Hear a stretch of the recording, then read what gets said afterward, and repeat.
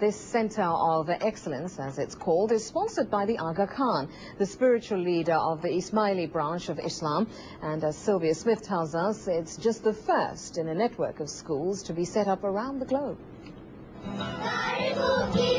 With the President of Kenya and the Aga Khan in attendance for the opening, it was clear that this wasn't just any school.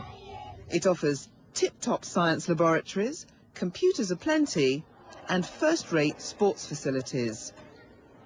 It's a school that's not about entrenching privilege. Rather, it's a springboard for the best. Best here, though, means those who have the most ability, even if they don't have much money. And this school here in Mombasa is just the beginning.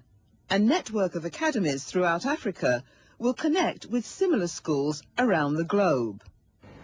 It's essential that the secondary educational system should be upgraded. Here in Kenya, enormous efforts are being put into primary education. That's correct, but what happens if secondary education doesn't follow? These children will receive an education from what the Aga Khan hopes will be one of the best schools in the world. Part of the ethos of the Aga Khan Centres of Excellence is to upgrade teaching itself. And it doesn't stop here. Aiming high today means more than just being proficient in one language and competent in the context of one culture. Because they will be a network, they will have an impact in issues such as pluralism, such as multiculturalism, where hopefully over the next 10, 15 years, you will find a new constituency of young men and women who will not have been educated within the singular context of one country and one language. And the occasion was suitably international, with the ministers for education from 8 of the targeted African countries gathered together. They're all keen to have their centres of excellence open soon.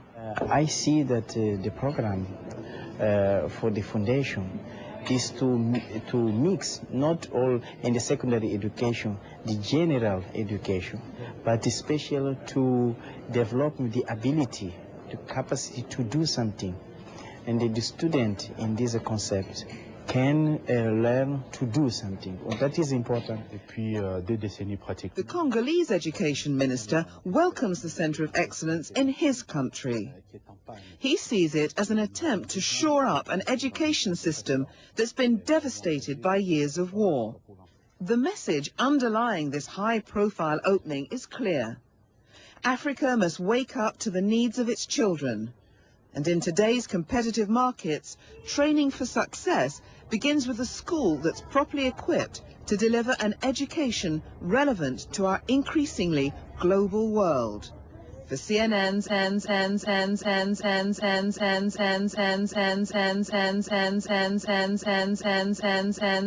Inside Africa, I'm Sylvia Smith in Mombasa,